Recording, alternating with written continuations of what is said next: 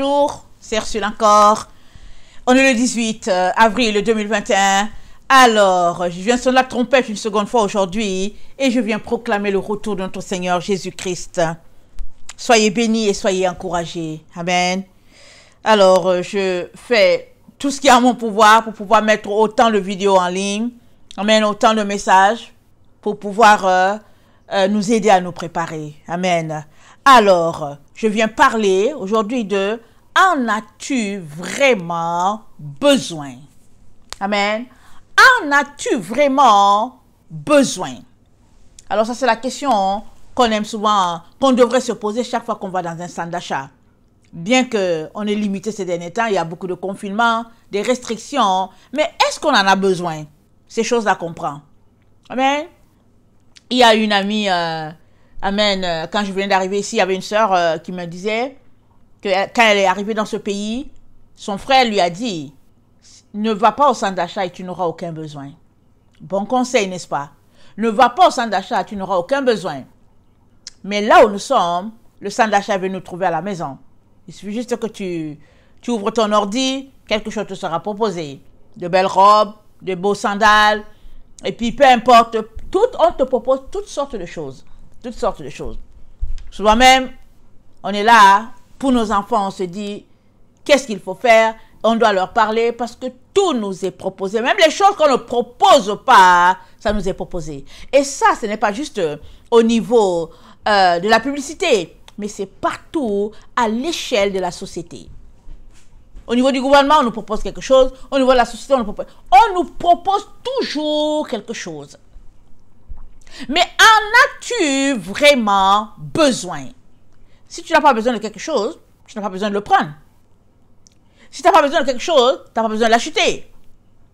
Souvent, on s'en va, du temps, on allait dans les magasins pour acheter, dans les centres d'achat. On achète une robe, on trouve ça, on regarde, on dit, oh, c'est beau, oh, c'est beau, c'est beau. Quand on arrive à la maison, on se demande, mais pourquoi est-ce que je l'ai même prise? Tu regardes, tu dis, mais pourquoi est-ce que je l'ai prise? C'est pas mon style, c'est pas mes couleurs. Et puis, oh non, non, non, non. Mais pourtant, on l'a pris. Bon, on est dans un pays où on peut ramener les choses au magasin, on s'en va, on les ramène. Mais si on a la flemme, on se dit, oh non, ça ne m'étend pas, on prend ça, on met pour les personnes qui sont dans le besoin. On envoie ça dans les endroits où on peut aider quelqu'un. Si je le dis, c'est parce que ça m'est arrivé plusieurs fois. J'ai déjà pris des choses et puis j'arrive à la maison, je dis, mais je l'ai même pris pour qui? Souvent, j'ai pris parce que c'était vraiment les soldes, je tombe dessus. Alors, je ramasse, je dis, ok, je les prends. S'il y a un enfant que ça intéresse, il se sert. Sinon, j'envoie ça à l'endroit où les gens en auront plus besoin. Et toutes sortes de choses nous sont proposées, comme j'ai dit, mais même dans le domaine spirituel. On nous propose, comment on appelle ça là? Yoga, ça ne me vient pas. On nous propose tout.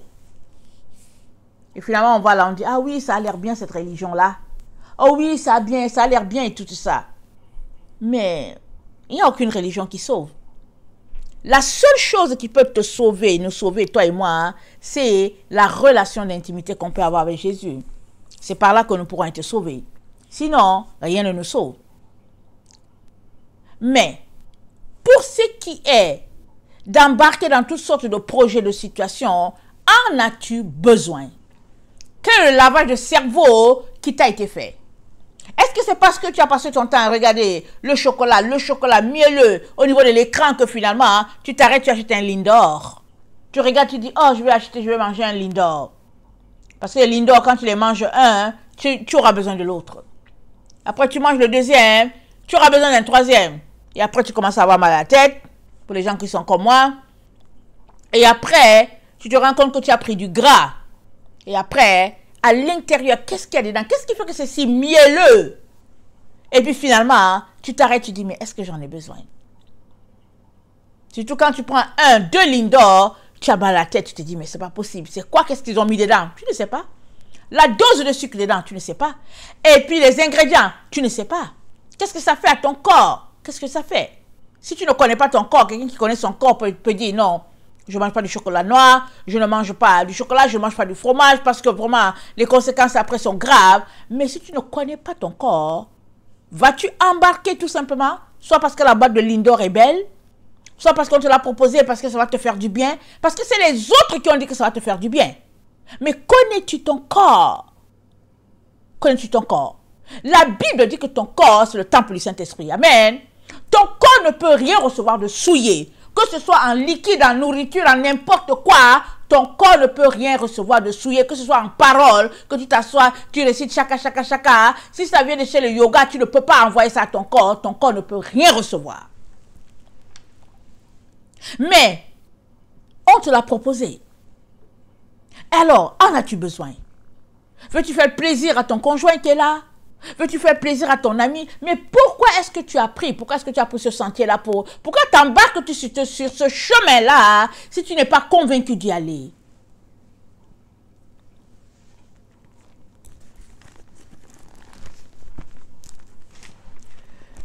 Deux Corinthiens 4, le verset 2 à 4, on le lit beaucoup ce passage-là. Il est important pour nous ces derniers temps. On bénit le Seigneur parce qu'il nous le donne.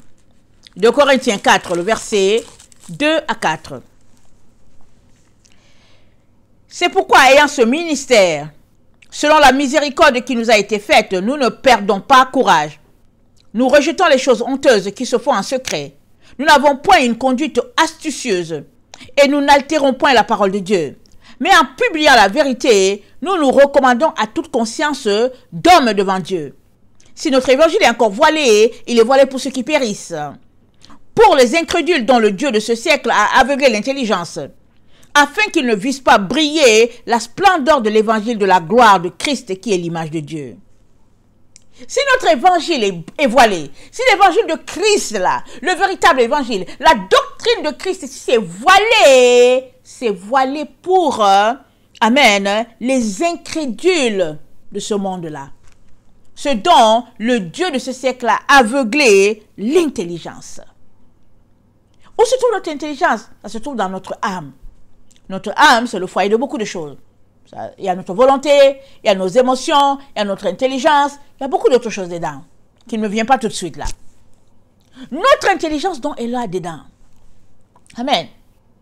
Et notre intelligence, c'est ce que Dieu nous a donné pour pouvoir gérer notre quotidien. Et puis bon, il y a des gens qui ont l'intelligence dans le domaine scientifique, il y a des gens qui auront l'intelligence dans le domaine littéraire, etc., etc. Il y a d'autres gens, on va dire, ils sont super intelligents. Et ils n'ont besoin d'aucun domaine. On les appelle des intelligents, des doués. On dit, ils sont intelligents. Et puis toi, si tu ne comprends rien au maths, on dit, tu es nul. Et pourtant, Dieu parle d'intelligence. Amen. Voilé par rapport à sa parole. Soit tu l'as, soit tu ne l'as pas. Parce que tu es voilé et tu te retrouves finalement être du mauvais côté. As-tu une intelligence voilée ou pas? Parce que si ton intelligence est voilée, alors tu ne verras pas ce qui est en train de se passer sous tes yeux. On va venir, on va te proposer quelque chose, tu vas le prendre parce que tu as habitué à être séduit. Tu es dans la séduction, tu es dans le moule de la séduction. Vous savez, souvent, il y a des enfants qui viennent cogner à la porte parce qu'ils vendent du chocolat. Amen. Ces derniers temps, on n'a pas beaucoup vu à cause du confinement, certainement. Depuis l'année dernière, ça a commencé à être moindre. Mais quand tu es un parent, les enfants viennent beaucoup cogner à la porte pour vendre du chocolat. Et moi, j'en prends toujours parce qu'on n'a pas besoin. Nous, on n'a pas besoin du chocolat ici à la maison. Mais on l'achète. Pourquoi? Parce que c'est un enfant. Il veut partir en voyage avec sa classe. Et puis, tu te dis, tu es en train de faire une bonne cause. Alors, on achète. Alors, si j'ai mes adolescents qui sont là aussi, ils se mettent aussi à acheter. J'achète, aussi ils achètent parce que bon, peut-être qu'ils vont se retrouver dans cette situation, mais ils achètent, ben, ils ont des petits boulots, ils ont de quoi acheter, alors ils achètent. L'esprit en arrière, c'est que on va bénir ce jeune-là, bon, ça va lui faire du bien. Mais souvent, tu achètes, mais est-ce que tu en as besoin? On te l'a proposé. Souvent, on te propose quelque chose, c'est gratuit même. On dit, vas-y, c'est gratuit, tu n'as besoin de rien payer. Tout est payé, le gouvernement paye, tout est payé, vas-y. Mais, Abraham avait dit, quand il cherchait une terre pour enterrer Sarah, celui qui était là sur le roi de la terre a dit, je te le donne gratuit, enterre ta femme. Il a dit non. L'autre a dit, mais non, non, non, c'est pas grave. Ce n'est qu'un corps. Tu as besoin d'un corps, tu as besoin d'un espace pour enterrer ta femme. Prends l'espace. Abraham a dit non. Ça coûte combien? Je ne prendrai pas quelque chose que je n'ai pas dépensé. Ça coûte combien?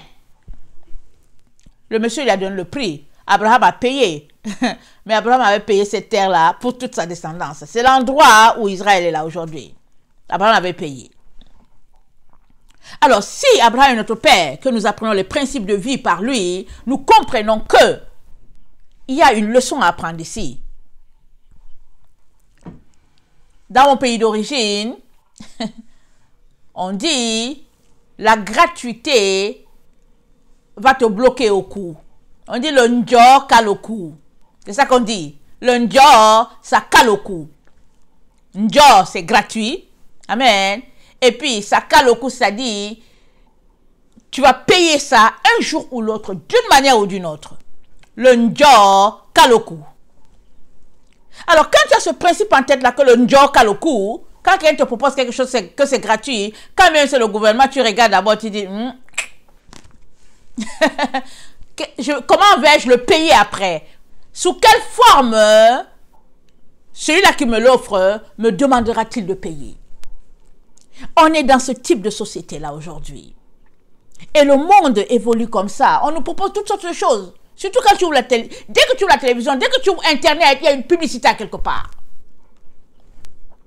Mais avons-nous besoin d'acheter ces choses-là? Avons-nous besoin de souiller notre corps? On est parti à la base que c'est le temple du Saint-Esprit. Il doit être maintenu pur parce que Dieu va habiter dans ce corps-là. Dieu requiert notre corps pour y habiter, corps, âme et esprit. Alors, pourquoi est-ce que le Dieu de ce siècle aveugle l'intelligence des gens? C'est pour qu'ils le vissent pas briller la splendeur de l'évangile de la gloire de Christ. Évidemment, si tu ne vois pas briller l'évangile de Christ, tu vas juste le piétiner. Tu ne vas même pas comprendre pourquoi Paul est mort pour cela. Pourquoi est-ce que Paul a accepté d'être décapité pour cela. Pourquoi les autres ont été pendus pour un tel évangile. Tu ne vas pas comprendre. Et tu vas juste t'arrêter au superficiel, marcher selon la religion sans réaliser que, au fait, tu ne l'as pas du tout. Parce que l'évangile de Christ, ce n'est pas de la religion. Ce n'est pas des règles placées par-ci, par-là, par des intellos. Non, non, non. L'évangile de Christ n'a rien à voir avec l'intellectuel, avec la pensée intellectuelle. Non, non, non. C'est un évangile vivant qui vient des profondeurs de notre Dieu.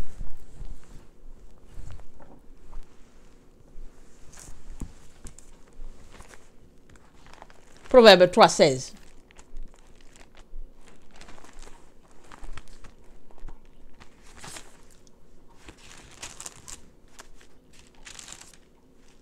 Proverbe 3,13. Heureux l'homme qui a trouvé la sagesse et l'homme qui possède l'intelligence. Heureux l'homme qui a trouvé la sagesse et celui qui possède l'intelligence. Tu es heureux.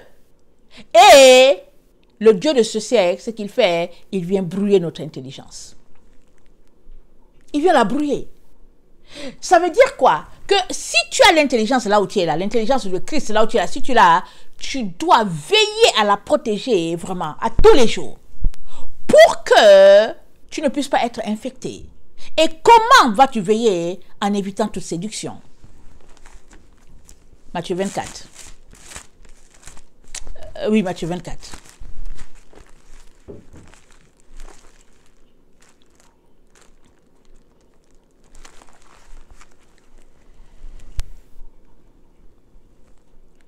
Il s'assit sur la montagne des Oliviers et les disciples vinrent en particulier lui faire poser cette question. Dis-nous quand cela arrivera-t-il et quel sera le signe de ton avènement et la fin du monde? Jésus leur répondit, prenez garde que personne ne vous séduise. Si tu es séduit, c'est fini. Tu n'arriveras pas à la fin. Le mot d'ordre, c'est de ne pas être séduit pour arriver à la fin. Et Jésus a dit à quelque part, il dit, il y en a qui se retrouveront à cet endroit et ils verront le Messie venir. Pourquoi? Ils n'ont pas été séduits, ils se sont cachés et tout ça. Amen, ils n'ont pas été séduits. Une fois que tu es séduit, c'est fini. Déclassé, tu n'es plus sur le chemin, le petit chemin là. Le chemin étroit, tu n'y es plus. Tu te retrouves sur la route spacieuse. Et combien là où nous sommes, amen, l'évangile de Jésus-Christ est véhiculé sur une autoroute, amen, souvent à 4 voies peut-être. Et là où nous sommes, bientôt, l'évangile de Jésus-Christ sera proposé sur une autoroute à 8 voies. Et beaucoup d'enfants de Dieu vont y circuler parce que ça fait leur affaire. Ils seront chrétiens, remplis vraiment de l'idéologie de ce monde, amen, prônant que c'est comme ça qu'il faut se comporter.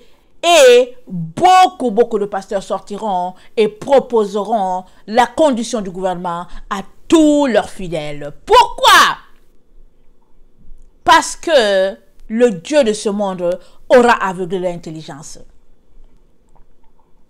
Et Dieu dit, parce qu'ils n'ont pas aimé la vérité, alors Dieu leur envoie une puissance d'égarement. Parce qu'ils n'ont pas aimé la vérité qui les aurait sauvés, Dieu leur envoie une puissance qui va les égarer. Un dynamis qui va les tirer du petit chemin, les propulser sur cette autoroute-là, et ils seront contents d'y être là. Ils auront le matériel, tout ce qu'ils voudront. Mais l'autoroute, direction enfer, sans que personne ne sache, parce que le Dieu de ce monde les a aveuglé l'intelligence. Je prie que tu ne fasses pas partie de ce groupe-là. Et pour ne pas faire partie de ce groupe-là, il est important que tu écoutes le premier message de tout à l'heure. Examine-toi. Examine l'endroit où se trouve ton cœur. Examine-toi avec sincérité. Mais donne une note à l'endroit où se trouve ton cœur. Et appelle le Seigneur au secours si l'Esprit de Dieu te montrait que tu es juste à côté. Appelle l'Esprit de Dieu au secours. Parce que tu te tiendras pour toi-même. Personne ne se tiendra pour son frère. Pourquoi? Apocalypse 13. Et il lui fut donné, Apocalypse 13, le verset 15. Et il lui fut donné d'animer l'image de la bête, afin que l'image de la bête parlât. Et qu'elle fit que tous ceux qui n'adoraient pas l'image de la bête fussent tués. Et elle fit que tous, petits et grands, riches et pauvres, libres et esclaves, reçussent une marque sur leurs mains droite et leur front. On dit, elle fit que tous, petits et grands, riches, pauvres, libres, esclaves, reçussent une marque sur leurs mains et sur leur front. On doit parler à nos enfants. Les petits, c'est les enfants. Chacun se tiendra pour lui-même droit pour la vérité. Et ça, si tu n'as pas commencé depuis les années d'antan, alors tu as encore vraiment très peu de temps pour te rattraper. Mais il faut que tu te mettes rapidement à trouver la vérité. Pas la vérité de ce siècle, pas la vérité prônée dans nos églises, mais la véritable vérité, amen, qui est ancrée sur la doctrine que Jésus-Christ nous a apportée et qui a été répandue par les apôtres. Apocalypse 14.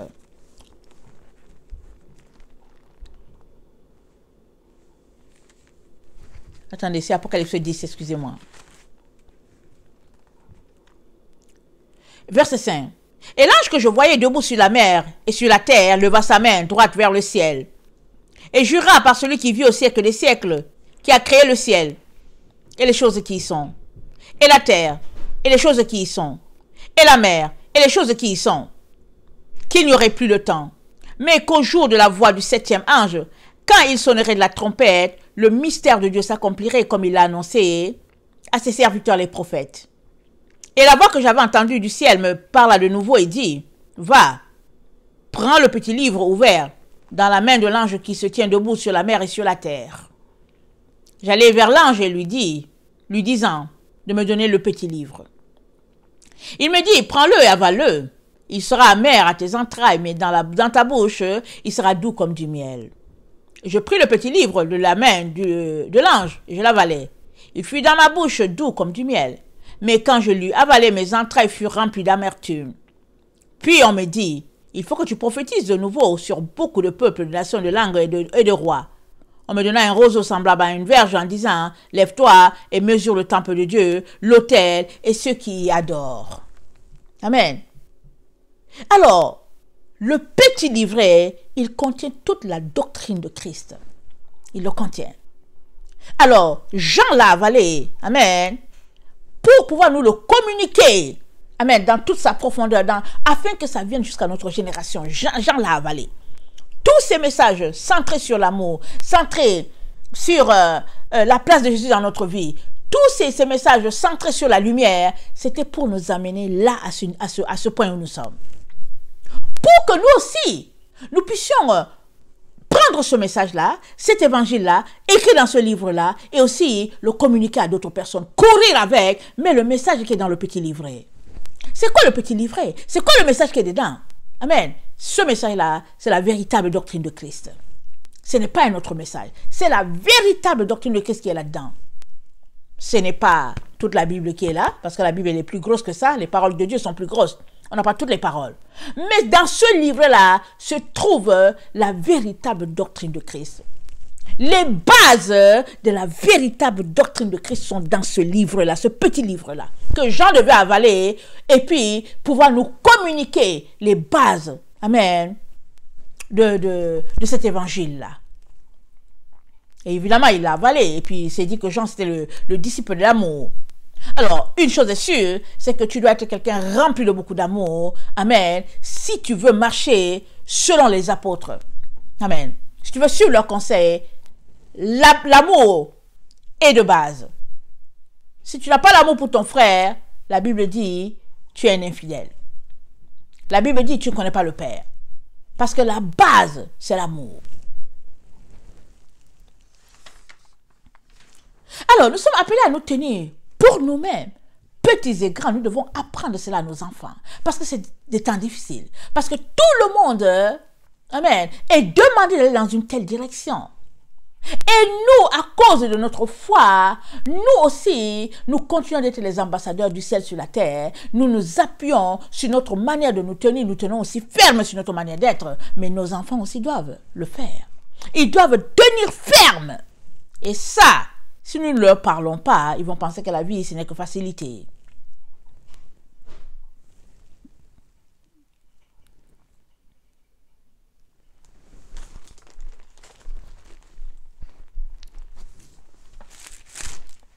Apocalypse 13, le verset 14.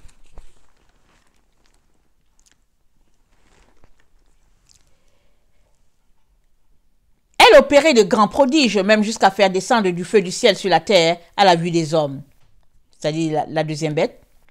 Elle séduisait les habitants de la terre par des prodiges qui lui étaient donnés d'opérer en présence de la bête, disant aux habitants de la terre de faire une image à la bête qui avait la blessure de l'épée qui vivait. La deuxième bête, le faux prophète, disait aux habitants de la terre de faire une image à la bête. Et par comment? Par séduction. Et nous savons que la séduction, amen, c'est être entraîné à aller dans le faux. Tu es séduit, souvent tu ne réalises pas et puis tu tombes dans la séduction. Souvent aussi, tu sais que c'est la séduction, tu y vas quand même.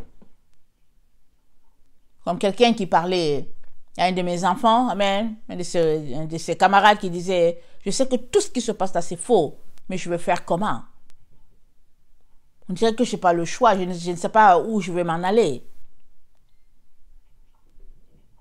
Alors mon enfant lui dit, mais si tu sais que c'est pas ça, mais pourquoi tu le fais?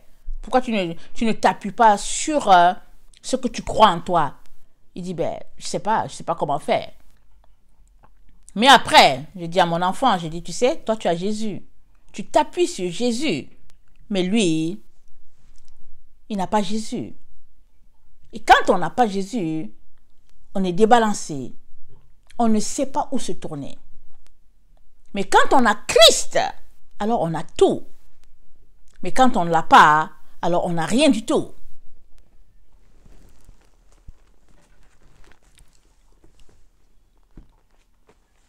Apocalypse 18.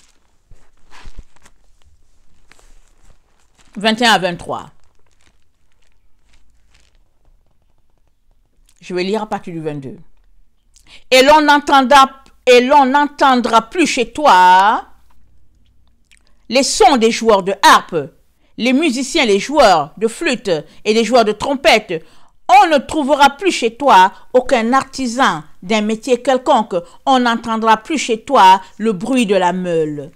La lumière de la lampe ne brillera plus chez toi, et la voix de l'époux et de l'épouse ne se fera plus entendre chez toi, parce que tes marchands étaient les grands de la terre. Waouh!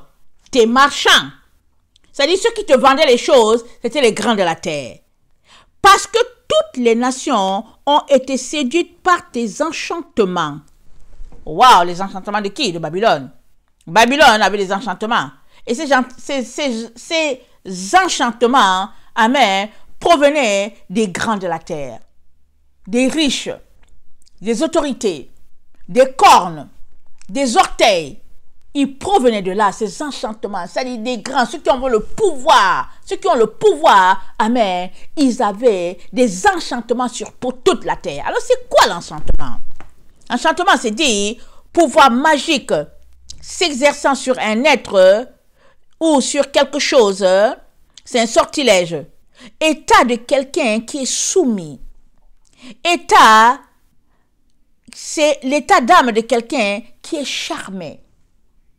Amen. Il est dans les enchantements. Il dit, parce que toutes les nations étaient séduites par tes enchantements, par tes sortilèges, par ton vaudou, ta sorcellerie, tes téraphins, ta magie. On peut ajouter et des noms, et des noms, et des noms. Mais là où on s'arrête, c'est que souvent on peut penser que les enchantements, ce n'est que les marabouts qui font cela.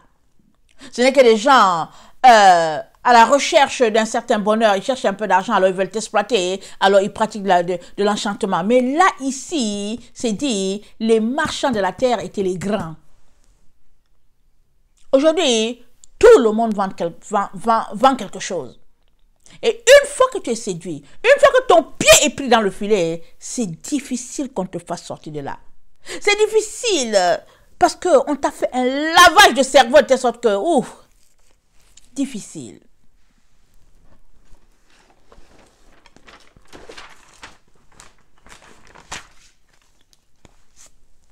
« 1 Samuel 15, le verset 22 à 23, Dieu compare les enchantements à la désobéissance. Pour vous dire combien la désobéissance est vraiment grave. Si tu es de ceux-là qui aiment désobéir, Dieu compare cela à de la magie, à de la sorcellerie, à de l'enchantement. 1 Samuel 15, le verset 22. Samuel dit, « L'Éternel trouve-t-il du plaisir dans les holocaustes et les sacrifices, comme dans l'obéissance à la voix de l'Éternel? Voici, l'obéissance vaut mieux que les sacrifices, et l'observation de sa parole vaut mieux que la graisse des béliers. Car la désobéissance est aussi coupable que la divination, et la résistance ne l'est pas moins que l'idolâtrie. Et les téraphins, puisque tu as rejeté la parole de l'Éternel, il te rejette aujourd'hui comme roi. » Puisque tu as rejeté la parole de l'Éternel, pourquoi l'a-t-il rejeté? Il a désobéi. Amen. Alors, Dieu dit, l'obéissance, l'obéissance vaut mieux que les sacrifices. L'observation de sa parole vaut mieux que la graisse des béliers. La graisse des béliers, ça c'est les sacrifices. C'est ça qui est mielleux, ce qui est bon, c'est la chose de la chair, la graisse. Et Dieu dit, la désobéissance est aussi coupable que la divination. Dieu les met au même stade, au même pied. Ils sont égaux. C'est aussi coupable que. La résistance ne l'est pas moins que l'idolâtrie. Si tu résistes à la parole de Dieu, Dieu t'appelle idolâtre. Dieu t'envoie une parole, tu refuses. Alors Dieu dit, c'est de l'idolâtrie. Pourquoi refuses-tu la parole de Dieu? Parce que tu t'accroches à une autre parole. Amen. Si tu refuses A, c'est parce que tu as une solution B. Et ta solution B, Dieu dit que c'est de l'idolâtrie. Et il dit, l'idolâtrie, c'est de l'enchantement, c'est de la sorcellerie, c'est de la magie. Et il dit, c'est un péché grave. Et il dit, les marchands de la terre, parlant de Babylone, Apocalypse 18, amen, les marchands qui sont les grands de ce monde, ont séduit toute la terre par leurs enchantements, par leurs sortilèges, par leurs séductions, ils nous ont séduits.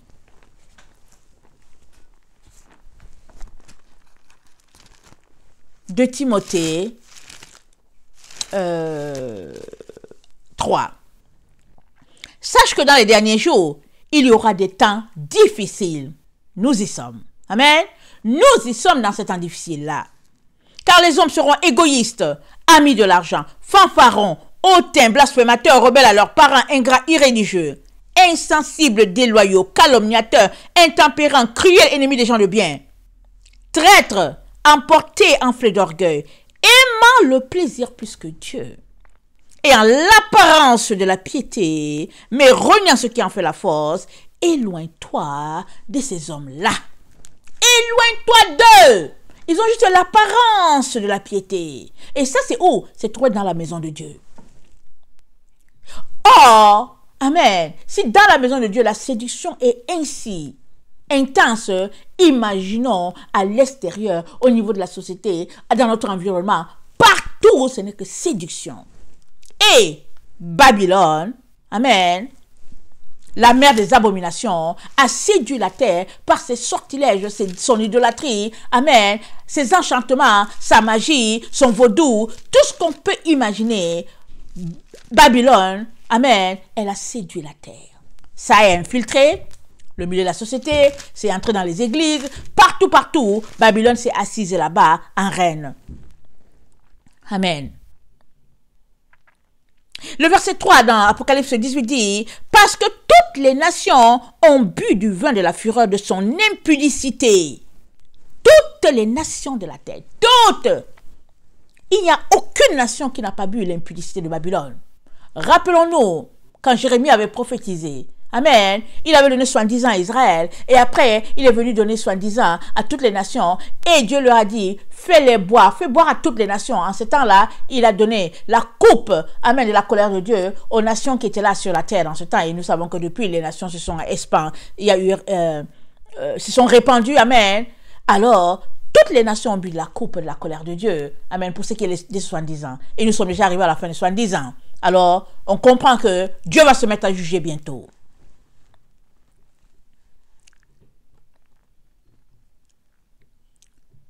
Toutes les nations ont bu du vin de la fureur de son impudicité, et que les rois de la terre se sont livrés avec elle à l'impudicité, et que les marchands de la terre se sont enrichis de la puissance de son luxe. Rois de la terre, les grands, les marchands, tout le monde, ils se sont associés à Babylone, amen, pour pratiquer de l'enchantement sur les gens. Sortilège, vraiment séduit, vraiment, là où c'est là, l'humanité est séduite, les yeux voilés. Si l'évangile de Christ est encore voilé, amen, il est pour ceux dont le Dieu de ce monde a aveuglé l'intelligence, afin qu'ils ne vissent pas briller la splendeur de l'évangile, de la gloire de Christ. Fais-tu partie de ce nombre-là, qui sont déjà séduits si bien que finalement tu ne sais même plus où te tourner? Je vais vous partager que je pense le mois de février, amen, je ne sais plus c'était quel jour, c'est sûr que j'en ai parlé dans une vidéo là, il y a une semaine à peu près. Je priais vraiment tranquille dans mon coin, et puis bon voilà, je priais, parce que je priais en langue, je ne savais pas ce que je priais. Et l'Esprit de Dieu ouvre ma bouche, il me parle, amen, d'un évangéliste là, amen, vraiment un homme de Dieu qui craint Dieu, en tout cas, vraiment il me dit, celui-là que tu vois, il n'est pas un vrai prophète de Dieu, c'est Dieu qui me parle. C'était pas Jésus qui me parlait, c'était Dieu qui me parlait. J'ai dit, quoi? Comment il n'est pas un vrai prophète de Dieu? Comment? Mais Dieu ne m'a plus rien dit. J'étais tellement troublée que j'ai écrit. Et puis je me suis dit, bon, ce qui m'a fait dire qu'ok, Ursule, c'est pas toi qui as inventé l'histoire, c'est parce que moi je priais en langue. Amen. Maintenant on peut dire que la langue, est-ce que c'est la langue de Dieu? Est-ce que c'est un parler de langue de Dieu? Ça c'est autre chose. Je priais en langue. Alors j'ai pris soin de noter cela, et dès que le jour est venu, j'ai appelé une sœur là, qui avait l'habitude aussi de l'écouter, je l'ai appelée, je lui ai dit que, je sais pas, je suis un peu troublée, bouleversée, voilà ce que j'ai entendu. Elle m'a dit, ah, c'est grave. Elle m'a dit, c'est grave si tu as entendu ça. J'ai dit, c'est ça que j'ai entendu. Ça s'est arrêté là.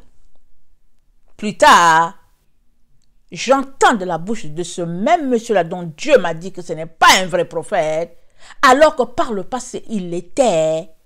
J'entends, il dit aux gens, le vaccin, il dit, comment il a dit ça? Il a dit, le signe de la bête, ça va venir plus tard, mais ce n'est pas le vaccin. Il a dit quelque chose de ce genre. J'ai dit, quoi? De quoi il parle celui-là? Tout de suite, le Seigneur me fait connecter à ce qu'il m'avait dit. Amen, 2 mois plus tôt.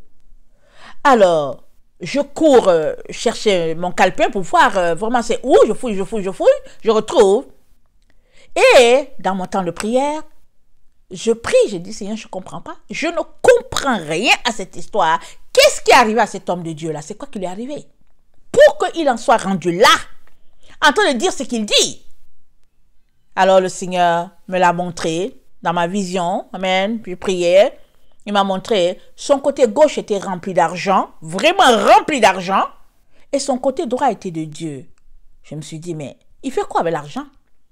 Mais il fait quoi avec l'argent? En ce temps où on est en train de se préparer pour partir, lui-même dit aux gens qu'on est dans le temps de la fin, mais il fait quoi avec l'argent? Alors le Seigneur m'a dit, voilà d'où est venue la séduction. Parce que Dieu nous a dit de nous dépouiller de tout. Alors si Dieu nous dit de nous dépouiller de tout, toi tu accumules l'argent. Pourquoi? Puisque tu sais que tu pars, tu fais quoi avec l'argent? À partir du moment où toi-même tu dis aux gens qu'on est dans le temps de la fin, toi-même tu accumules l'argent, alors il y a une zone d'ombre ici. Alors, les esprits séducteurs se sont glissés et il a commencé à dire, il faudrait attendre un autre signe de la bête et puis c'est pas le vaccin, attendez un autre signe. Je me suis dit, c'est quand même grave. Mais avant que le Seigneur me montre la personne, c'est-à-dire un côté gauche rempli d'argent, un autre côté, c'était le côté droit, Dieu était là, et puis le côté gauche était rempli d'argent, hein. Le Seigneur m'a dit, il va conduire beaucoup de gens en enfer. J'ai dit, quoi? Quoi, Seigneur? Ce monsieur-là va envoyer beaucoup de gens en enfer. Le Seigneur m'a dit, juste avec cette vidéo-là qu'il a fait sortir, il va envoyer des milliers en enfer, parce qu'ils vont dire, telle personne a dit que. Il est donc très important que là où nous sommes là, il est important que Jésus-Christ soit ta seule référence. Qu'il est donc difficile pour tous ceux-là qui s'appuient sur les hommes de s'en sortir dans le temps où nous sommes. Parce que si tu t'appuies sur un être humain, il peut te conduire en erreur. Si tu t'appuies sur moi, je peux te conduire dans l'erreur. Je peux te conduire. Pas parce que je le veux, je peux te conduire. Si je m'égare, je veux t'égarer aussi. Mais il est important que tu aies une relation bâtie avec le Seigneur. Parce que moi, j'ai toujours pris ce monsieur-là pour un serviteur de Dieu, un vrai homme de Dieu, et puis bon, voilà. Et puis tout le monde aussi le prend comme ça parce qu'il ne dit pas n'importe quoi, ce monsieur. Mais il y a des gens qui viendront qui diront, Seigneur, Seigneur, nous avons prophétisé en ton nom. Il va dire, retirez-vous de moi, vous qui commettez l'iniquité. Ce monsieur-là, il fait partie des gens qui ont prêché la vérité au Seigneur, qui ont dit des paroles. Amen. Je ne dis pas que c'est déjà fini pour lui, parce que j'ai dit, Seigneur, est-ce que tu sais s'il va revenir? Parce qu'il faut qu'on prie pour nos frères et sœurs. Amen. Il faut qu'on prie. Mais l'iniquité vient facilement se glisser. Amen. Là où Dieu est. Donc, il est donc très important qu'on puisse scruter ce que nous sommes en train de faire, interroger les voix et nous assurer que c'est vraiment l'Esprit de Dieu qui est en train de nous parler et non un esprit séducteur parce que c'est leur temps. C'est dit, il y aura des temps difficiles. Les hommes seront fanfarons, amis de l'argent, blasphémateurs, aimant les plaisirs plus que Dieu. Éloigne-toi de ces gens-là. Pourquoi? Parce que c'est contagieux. Ils vont te contaminer. Ils aiment le plaisir. Alors ils vont te dire, allons-y nous balancer. Allons-y jouer. C'est ça qu'ils vont te dire. Ils vont te dire, oh, il n'y a rien là. Allons-y, allons-y.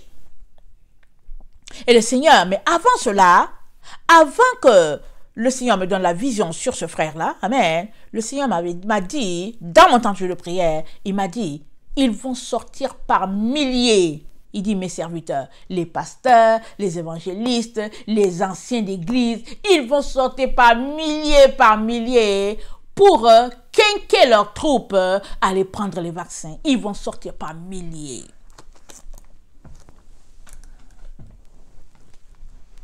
Pourquoi? Ils aiment le confort de la chair. Ils aiment tout ce qui va leur donner de rester encore un peu au soleil. Mais nous sommes dans le temps où l'Esprit de Dieu arrive.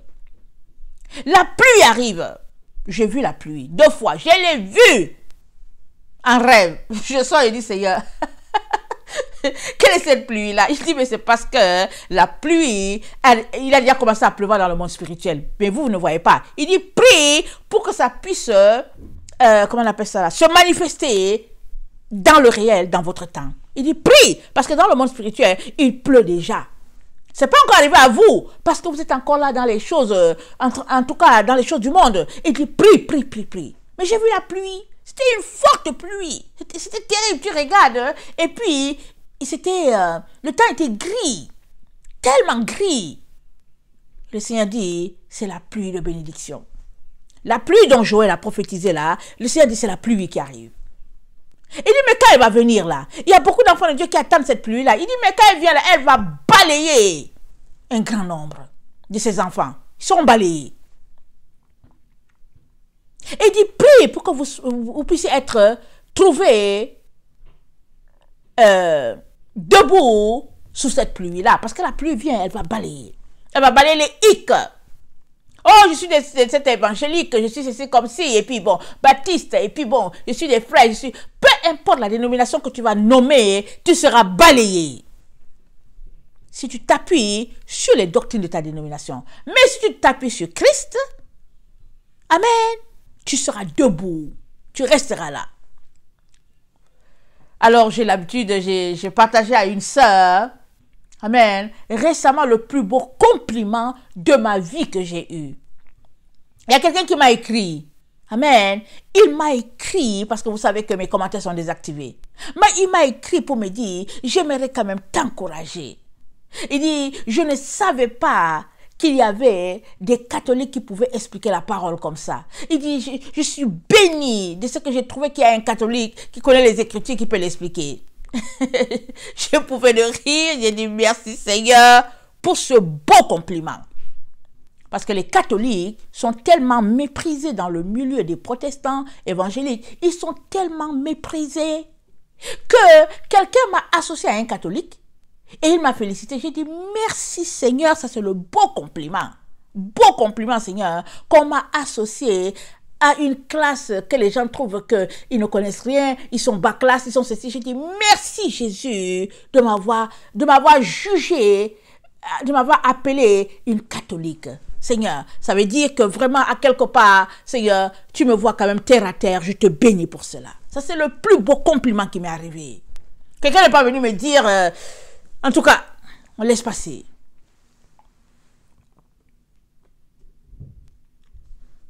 La guerre de Satan contre le peuple de Dieu est intense, surtout dans les temps dans lesquels nous sommes. Vraiment intense. Et Daniel 2, amen, Daniel 2 nous dit que on est dans les temps où, je vais regarder, il dit, Daniel 2, le verset 40, dit, il y aura un 4e royaume fort comme du fer, de même que le fer brise et rompt tout, il brisera et rompra tout comme le fer qui met tout en pièces. Et comme tu as vu les pieds et les orteils en partie d'argile en partie d'argile de potier et en partie de fer, ce royaume sera divisé. Mais il y aura en lui quelque chose de la force du fer. Parce que tu as vu le fer mêlé avec l'argile, et comme les doigts et les pieds étaient en partie de fer et en partie d'argile, ce royaume sera en partie fort et en partie fragile.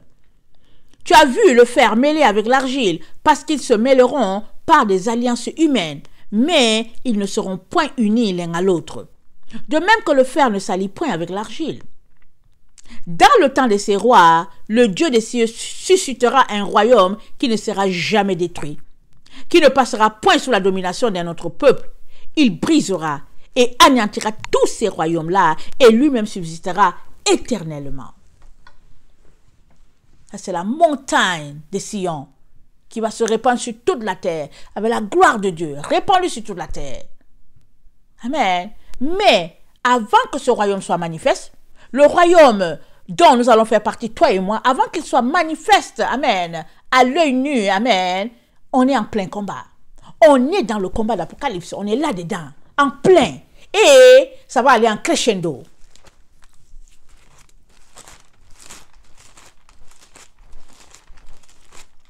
Apocalypse 12, le verset 7. Et il eut guerre dans le ciel. Michel et ses anges combattirent contre le dragon, et le dragon et ses anges combattirent, et ils ne furent pas les plus forts, et leur place ne fut plus trouvée dans le ciel. Et il fut précipité le grand dragon, le serpent ancien appelé diable et Satan, celui qui séduit toute la terre. Il fut précipité sur la terre, et ses anges furent précipités avec lui. Satan est précipité, il est sur la terre. Le combat, il est là sur la terre à terre, là, maintenant. Il est là. Regardez ce qui se passe. On est en plein combat. Tu peux regarder pour dire, oh, il ne faut pas exagérer. Et puis tu peux regarder, penser à tes, comment on les appelle là? Les super-héros. Et puis tu peux t'imaginer Hollywood. Et puis moi, je ne connais pas Hollywood. Ce n'est pas des choses que je regarde. Je ne connais même pas les super-héros. Amen. Je lis ici et je vois que le combat est intense. Et quand je me mets à prier et que le Seigneur ouvre juste un tout petit peu mes yeux, je vois que c'est intense. Il y a des jours où je m'assois et dis... Il y a des jours où je m'assois et dis, Jésus, est-ce qu'on va arriver? Jésus, est-ce que tes enfants vont arriver? Mais je me ressaisis parce que la parole a dit qu'on va arriver, qu'on sera vainqueur. Amen. Continuons de lire. Et j'ai entendu dire dans le ciel une voix forte qui disait, maintenant, le salut est arrivé et la puissance et le règne de notre Dieu et l'autorité de son Christ. Car il a été précipité, l'accusateur de nos frères, celui qui les accusait devant notre Dieu jour et nuit. Ils l'ont vaincu. Amen. À cause du sang de l'agneau et à cause de la parole de leur témoignage, ils n'ont pas aimé leur vie jusqu'à craindre la mort. Ils l'ont vaincu. Et Satan a été précipité. Il a été précipité où? Là où on précipite les ennemis de Dieu. Si on continue de lire, on va voir que, je pense autour de Apocalypse 20, amen, il sera lié. Amen. L'ange va venir le lier. Mais pour le moment, Apocalypse 9 nous dit, la clé de l'abîme lui a été donnée. Amen. Il est sur la terre, sous une forme humaine. Il est sur la terre. Parce que c'est la seule manière, amen, de combattre les humains. Satan, il est mort. C'est un ange qui est mort. Il a été déchu. Il est mort. Mais il vit à travers les êtres humains. Tu peux le laisser vivre. Ou bien, tu peux l'empêcher de vivre en toi. Il tire sa force, ton énergie de toi. Tu peux le laisser vivre en toi. Mais si tu ne veux pas de lui, alors tu le bottes à l'extérieur. Tu dis non, ça suffit.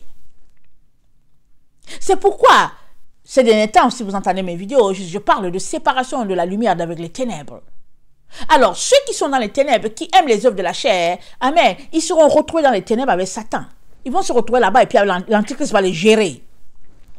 Mais ceux qui disent que non, je ne veux pas, Seigneur, amen, ils vont se séparer à ce moment-là qui arrivera avec fracas. Amen. Quand on parle du grand jour du Seigneur, c'est le jour où la lumière sera séparée des ténèbres. Et c'est le jour où un groupe sera emporté dans la lumière. Amen. Et pourquoi seront-ils emportés dans la lumière? Parce qu'ils ont choisi la lumière. Ils ont jeté les œuvres de la chair et puis ils se sont accrochés aux œuvres de l'esprit. Ils ont travaillé pour demeurer avec l'esprit malgré les difficultés. Ils ont refusé de se compromettre et ils ont fait sortir d'eux toute zone ténébreuse. Ils ont condamné les œuvres de la chair. Ils les ont affichées. Ils les ont exposées vraiment à la lumière. Voilà ce groupe-là.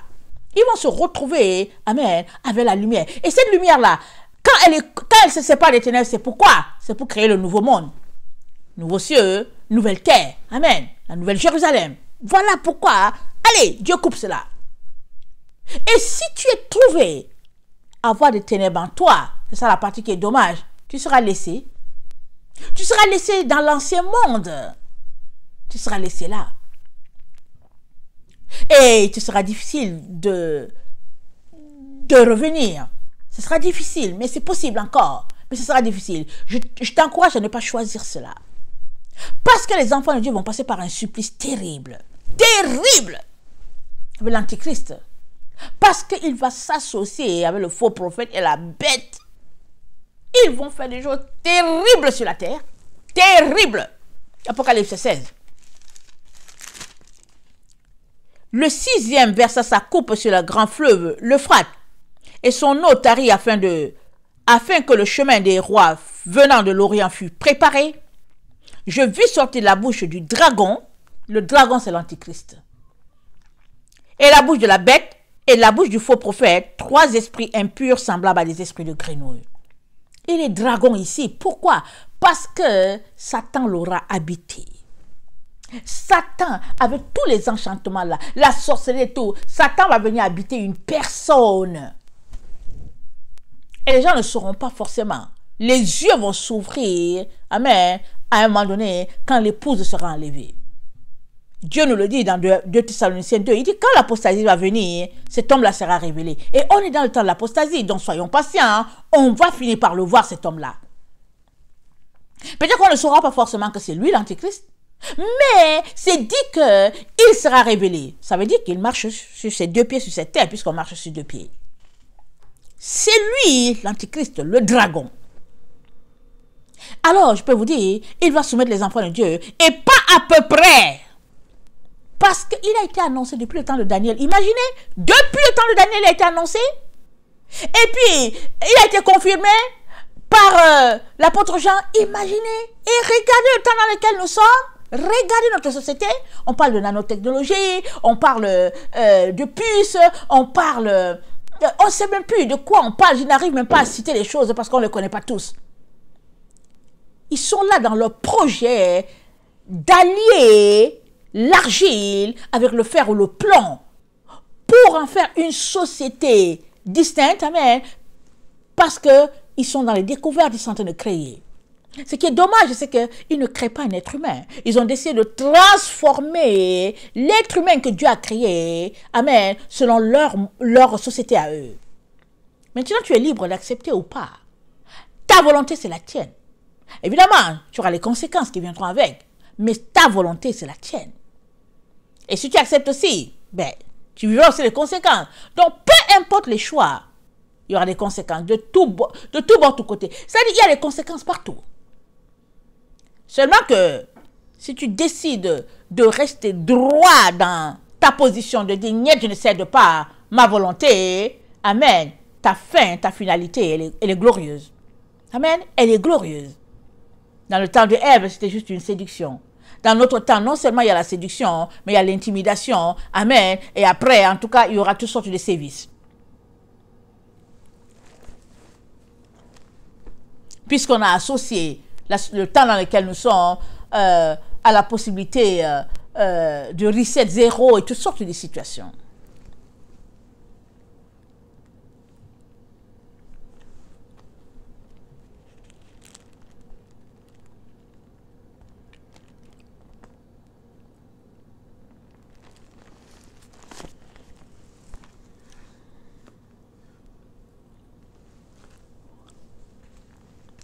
Apocalypse 12, le verset 11. Ils l'ont vaincu à cause du sang de l'agneau et à cause de la parole de leur témoignage. Ils n'ont pas aimé leur vie jusqu'à craindre la mort. Dans le temps dans lequel nous sommes, ceux qui s'en sortiront, c'est ceux qui n'ont pas peur de la mort physique. Eux, ils s'en sortiront. Puisqu'ils n'ont pas peur de la mort physique, qu'ils ont choisi de ne pas avoir peur de la mort physique et qu'ils ont choisi d'aspirer à cette cité-là céleste, amen, ils s'en sortiront. Les autres qui ont peur de la mort céderont à l'intimidation.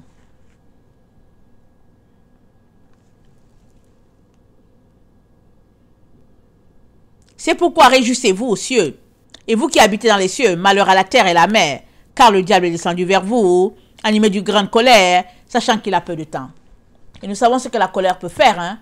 Voilà pourquoi je dis que l'Antichrist, amen, avec le secours des 10 orteils, en tout cas fera vivre des sévices terribles aux enfants de Dieu. Les enfants de Dieu seront jugés. Ils seront jugés parce que c'est eux qui l'ont voulu. Ils ont choisi cette voie-là. Cette voie, amen, de souillure. Ils l'ont choisie.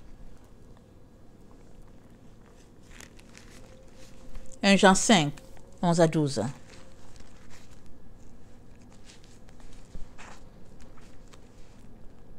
Et voici ce témoignage. C'est que Dieu nous a donné la vie éternelle et que cette vie est dans son Fils. Celui qui a le Fils a la vie, celui qui n'a pas le Fils de Dieu n'a pas la vie. Celui qui a le Fils a la vie, celui qui n'a pas le Fils de Dieu n'a pas la vie. Tu montres que tu as le Fils par les actions que tu poses, puisque le Fils est en toi. Alors imagine une femme qui porte un bébé, amen, dont le bébé est en elle. Alors imaginez qu'elle décide de se tuer. Le bébé va mourir ou pas? Il va mourir. Beaucoup d'enfants de Dieu ne s'arrêtent pas là. Imaginez une femme qui porte un bébé. Elle porte un bébé. Et puis, suppose que quelqu'un l'attaque. Alors si elle meurt, si sur place, là sur le champ, on ne l'opère pas rapidement, l'enfant va manquer d'air et puis il va mourir. Et s'il ne meurt pas, parce qu'il a manqué d'air, il peut sortir de là avec des sévices. Alors imaginez alors cette femme-là qui porte son bébé et puis elle décide que non, au fait, elle va se jeter sous la voiture qui arrive là. Elle se jette. Mais elle va mourir sur le champ. Hein. Le bébé aussi qui en elle va mourir complètement parce que le bébé dépend d'elle. Maintenant, revenons à notre situation spirituelle. Christ est en nous. Christ, l'espérance de la gloire, est en toi et en moi. Il vit en nous. Alors nous avons la vie parce qu'il vit en nous. Ce bébé-là qui est en nous, c'est lui qui nous donne la vie. Alors imaginez donc qu'on décide que nous allons enlever notre vie. Parce que c'est un suicide. Nous allons enlever notre vie. Alors que pensez-vous? Si ce bébé-là, c'est lui qui est là, qui nous donne la vie, et que nous aussi nous dépendons de lui, et lui aussi il nous dépend de moi, il dépend de nous, parce qu'il y a une relation, amen, une relation entre les deux. Je ne sais pas si on peut dire une relation de symbiose entre les deux, amen. Alors si cette relation-là, s'il y a un dedans qui coupe cette relation-là, mais l'autre va mourir, l'autre va périr. Alors Christ qui est en toi là, il va demeurer comment? Puisque tu as choisi la mort. Tu as choisi de souiller le temple de Dieu qui est en toi, le temple de Dieu dans lequel le bébé Christ vit, le bébé spirituel. Christ en toi, l'espérance de la gloire.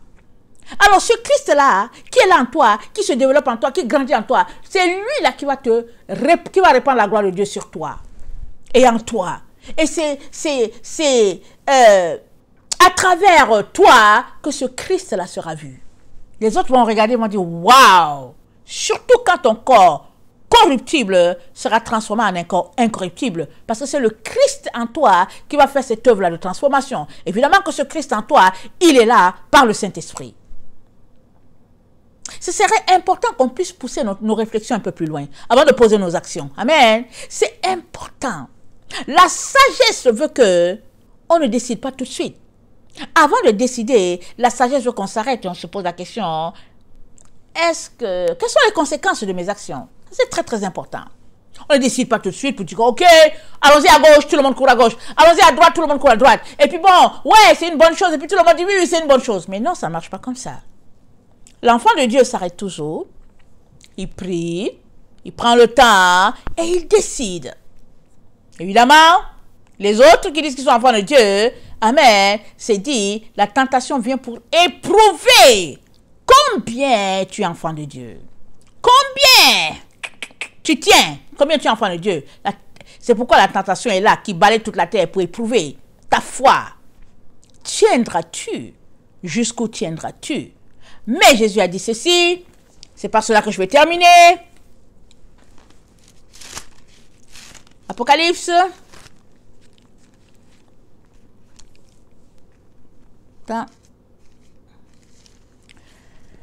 Apocalypse 3, le verset 12. Celui qui vaincra, je ferai de lui une colonne dans le temple de mon Père, de mon Dieu, et il n'en sortira plus. J'écrirai sur lui le nom de mon Dieu et le nom de la ville de mon Dieu, de la nouvelle Jérusalem qui descend du ciel, d'auprès de mon Dieu, et mon nom nouveau. Hein? Apocalypse 2, le verset 26. À celui qui vaincra et qui gardera jusqu'à la fin mes œuvres, je donnerai autorité sur les nations. Il les pétera avec une verge de fer, comme on brise les vases d'argile, ainsi que moi-même j'ai reçu le pouvoir de mon Père, et je lui donnerai l'étoile du matin. Que celui qui a des oreilles entende ce que l'Esprit dit aux églises.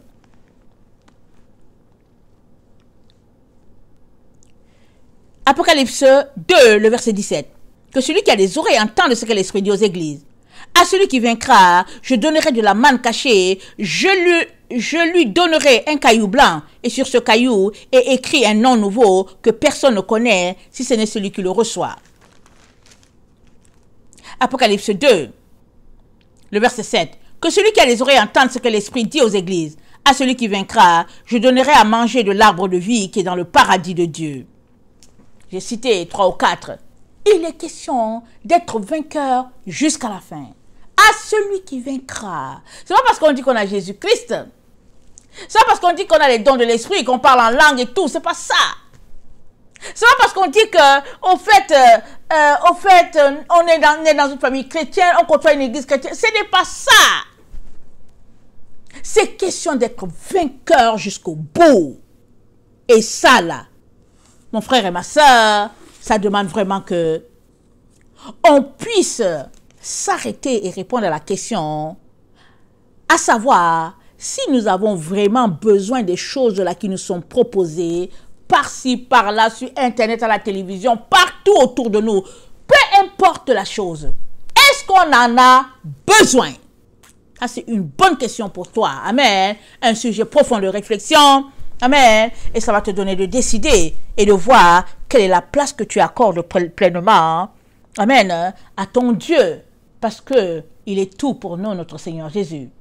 Et il nous a fait un bon texte, n'est-ce pas? Vraiment, un test là, vraiment, dans notre époque là, pas évident. On peut s'arrêter pour dire Jésus, on ne pourra pas s'en sortir. Mais aussi on peut se dire, Seigneur, si nous sommes la génération de la fin et que cela a été rendu possible pour notre génération, c'est parce qu'on est capable d'y arriver. Tu nous donneras d'y arriver, Seigneur. Tu combattras auprès de nous et avec nous et en nous. Amen. Soyez bénis, soyez fortifiés, ne vous découragez pas, mais chaque jour, venez vous asseoir, amen, dans un endroit secret, dans un endroit tranquille dans votre maison, bâtissez votre personne intérieure, bâtissez-la, parlez-lui, dites-lui que tu seras vainqueur, dites-lui, tu gagneras, dites-lui, tu es capable, dites-lui, celui qui est en toi est plus fort que celui qui est dehors.